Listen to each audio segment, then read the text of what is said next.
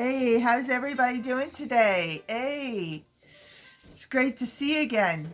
So, I know it's been a while since I've done a video, so I'm doing a video today because I got so busy there doing this and doing that, and I never got around to it, but now today I got around to it. So here I am, and I want to talk about something there that a lot of people are talking about racial discrimination and about what levels of racial discrimination takes place. Well, I want to first say there that my discrimination that I felt there as growing up as a child has to do with the fact there that I'm Native. I'm only 10% white. I am to take my pigment there from my father. Which is fine. I don't care. You know, I'm happy to be here. I'm happy to be on this planet. I'm happy to be a human being. You know, that's the exciting part there, being a human being and having a human experience. You know, that's the main thing. You know, and I dealt with a lot of discrimination. I can remember I lived in this suburban neighborhood called Lynn Avenue in St. John, New Brunswick. And everything was fine. I didn't have any problems until a young girl and her family from the United States came and lived in our neighborhood. Her family was associated with the Ku Klux Klan, her mother and father, and they pretty much rewarded their kids there for bullying and picking on other kids and causing havoc and chaos wherever they go. They got rewarded for it, you know, which was disgusting. And whenever they lost a fight or something like that, then they would be getting punished because they lost a fight. Usually to a child there that's non-white like them, non-white. They are white. But any child there that's non-white there that the daughters would lose a fight towards, they would get punished for it. Okay, that's how sick and twisted that is. Anyways, regardless, I got teased and punked on a lot growing up as a child due to my differences. Which really I wasn't even aware of because I just was a kid. I just wanted to play. I just wanted to play in the forest. I just wanted to do my thing. I wanted to be happy. That's all I wanted when I was a child. I just wanted to be happy and to be accepted by everybody around me. What I realized there as I got older, sometimes it's best there to pick and choose your own friends. It's actually wise to pick and choose your own friends, you know, than just wanting to be accepted by everybody. Because that's how you realize there that you are in control of your own life, your own destiny, your own likes and dislikes, and you can live your life in peace there by choosing the people there that you choose to be around, choosing the people there that you want in your life. And if it means they're not defriending a whole bunch of people, then that's exactly what you have to do to have control over your own life, over your own destiny. Instead of being controlled and being put in a box, forced to live a way that everybody else likes, and you be unhappy about it. You know, that's not cool. That's not cool at all. So, yeah, I wanted to talk about certain things there. Remember Noah? I don't know if anybody out there is reading scripture, but Noah is a perfect example of this. Noah was an albino child there from the original man and woman. And he was loved and adored by God, but hated and scorned by the what do you call it there? By worldly people of his time. that followed the fallen angels instead of following the teachings of God, the teachings of his family. So anyways, as we all know, he got rejected and teased and mocked and humiliated. They called him crazy. They called him nuts. They used to smirk and tease him wherever he went because they thought he was crazy. They're building an ark there in the middle of the desert, where they barely get any rain, and they're like saying, "What is this? What is compelling you to do this?" And his answer just made him sound even more crazy, because there was a lot of people there that were not in faith at all. They didn't believe in God. They didn't believe in anything.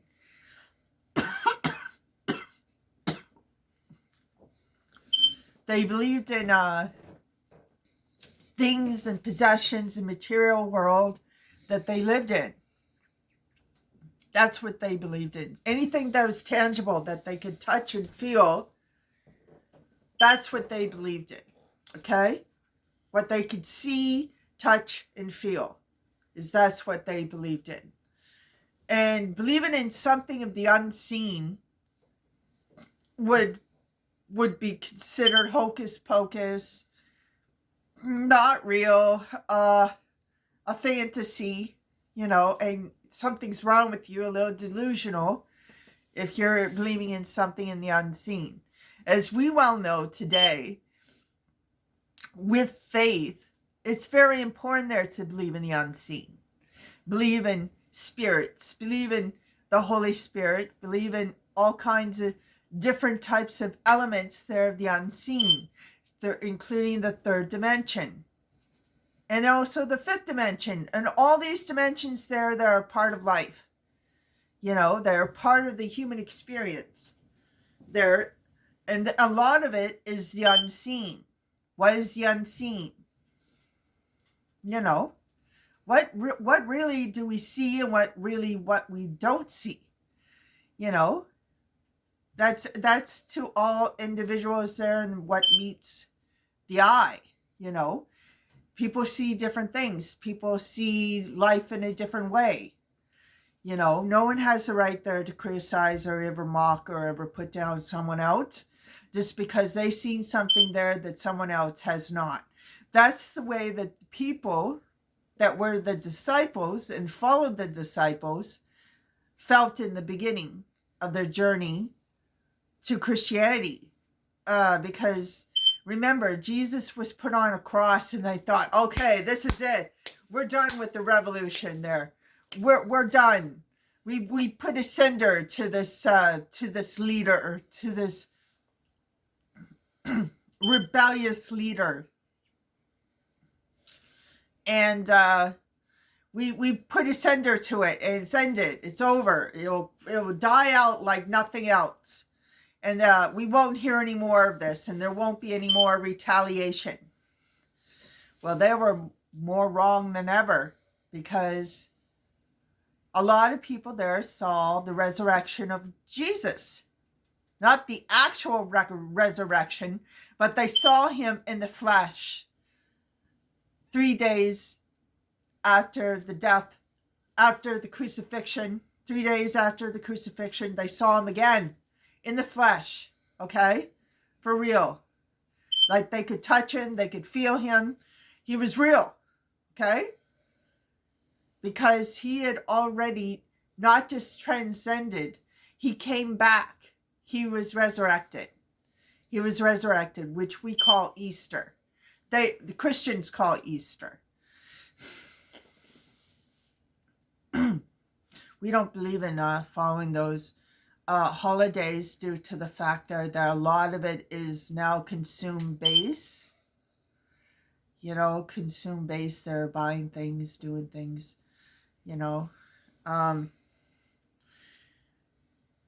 We personally feel there that they gotten away from the real message, which is kind of sad. But anyways, Other than that, you know, we all know the story. And people thought that the people that saw Jesus there in the resurrection of him on the third day, they thought that they were crazy. They said, what do you mean? What do you mean? I saw him on the cross 3 days ago. What are you talking about? He's still walking around. He's still with us. They didn't understand. They didn't understand because not everybody saw Jesus. You have to see him with faith in your eyes. You see, that's believing in the unseen. Believing in the seen and the unseen. And of course there, he followed scripture to a T. And in the end, he left his apostles after 40 days and 40 nights. And 40 days and 40 nights. And then he went and ascended into the heavens. And then that was the beginning of the beginning of the early church for a lot of people. And they got rejected. They got denounced, rejected, kicked out of a lot of cities, kicked out of a lot of places. What are you doing there following these people, and so on and so forth. These are radicalists. They'll cause trouble, so on and so forth. And nowadays, most people are Christian. And we all need to respect each other as a religious family. Christians, Islamic, and Jewish. Those are the main circle of religions there that have to focus in on God and the messages of God and the messengers of God and the messages of God. You know, and that's just the way it is. And why I brought up the fact there that Noah was picked on and he was abused and verbally abused and physically abused and all this stuff during his time is because we're experiencing a lot of that there today. There's people there that are being picked on, name called, verbally and physically abused. And it wasn't right then, and it's not right now, you know. But you want to know something there? That's the price that you have to pay there if you want to be adored and loved by God. Really. It's a heavy price. You're like saying, really? I have to go through this? You don't understand. It's what I said there before. Life is not a popularity contest. Anybody that tries to make their life there a popularity contest is a fool, okay? Is a fool. Is a clown, and a fool should not be ever listened to or followed, okay? Personally, anybody there that wants to be like that bad there by so many people, that's not reality. That's not the reality of life, you know? Everything comes with a struggle. And in order to get on the fine grass, the better land, the better situation there at the end of the tunnel, you have to go through something in order to get there.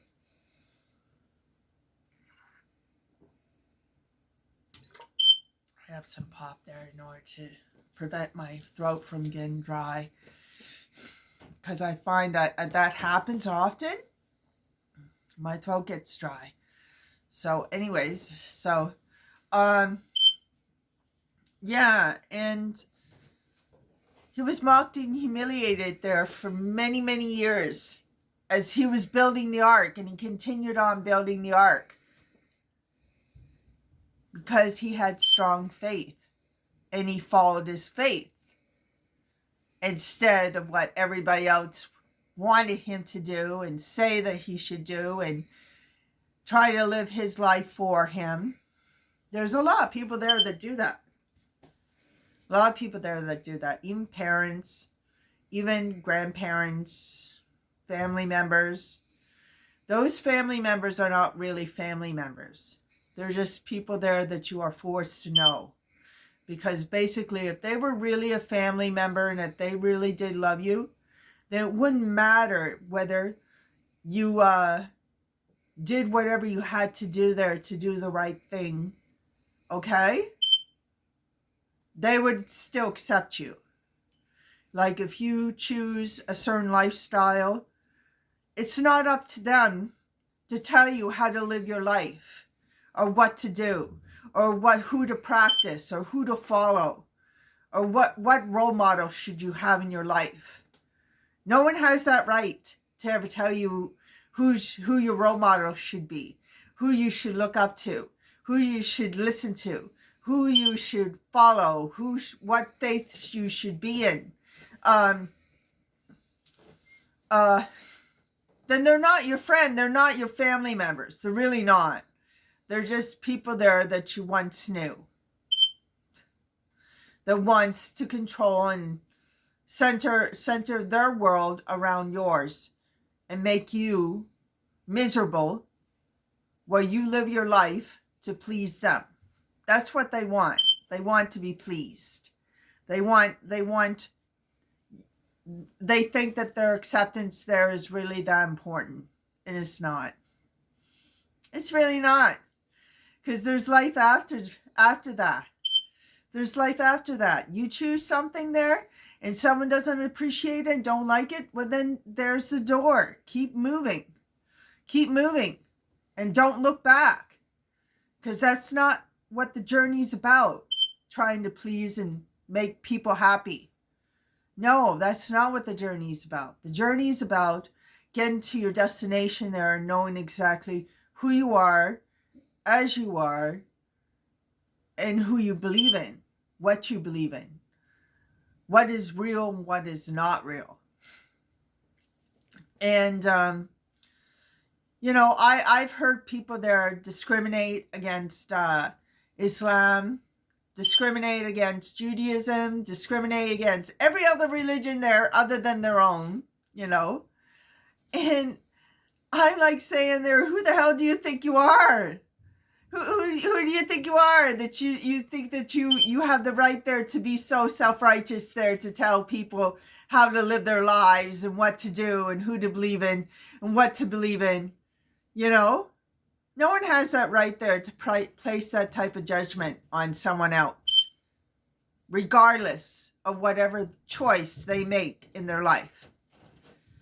Whatever choice that they make in their life, no one has the right there to point fingers and judge. No one does. No one does. You could try to guide someone. You could give some advice, but leave it at that and let them make their own choices, make their own mistakes, their own choices, and what they feel that they have to do, in order to be the powerful person there that they're supposed to be. God doesn't put obstacles in our way there to punish us. He does it there so that we can be our strongest version there in life. So we can have a human experience and be the strongest version of a human experience that you possibly can be. And overcome our fears, overcome our challenges, overcome our dynamic life, Life changes all the time. A lot of people don't like change.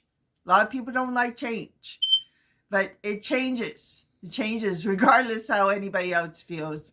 It changes. It evolves. Life is always an evolving, moving planet. It's a circle that's always evolving and moving. And that's exactly the way life is. You can't go back in the past and fix anything. You can only move forward and fix whatever you have to fix in the future instead of going back in the past. Leave the past in the past and move forward. Move forward. Be the strongest version that you could be, and don't ever allow anyone to try to tear you down or make you feel bad just because they want to feel great about themselves. Anybody that does that there is a small-minded, ignorant pig and doesn't deserve your attention. Doesn't deserve your attention, your focus, or even acknowledgement. Just give them a smile and walk away. That's the worst thing that you can do for them, because they really want a reaction.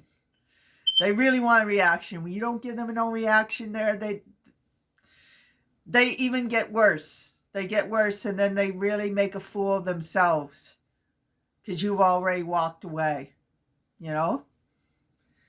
So that's the way I want to leave that. And, you know, think positive things. If you need to get cards there of assertiveness and assertive books there in order that have assertive messages and so on and so forth there to build up your self-esteem, I suggest you go and get it. You do whatever you have to do there to make yourself feel special and good and happy. And happy. Whatever you choose in your life there, make sure that you're happy about it. That you're happy about it, that you made the right choice for yourself, for your family, for your husband, and for your family members, or your immediate family, I should say, your children, your life, you know, that's best for you. And no one has the right there to point fingers and to judge anyone. Judge anyone. No one does. Because there's so much corruption in this world right now. We all fall for the flashy lights and the golden glitter that really isn't golden glitter. They just make it out to be.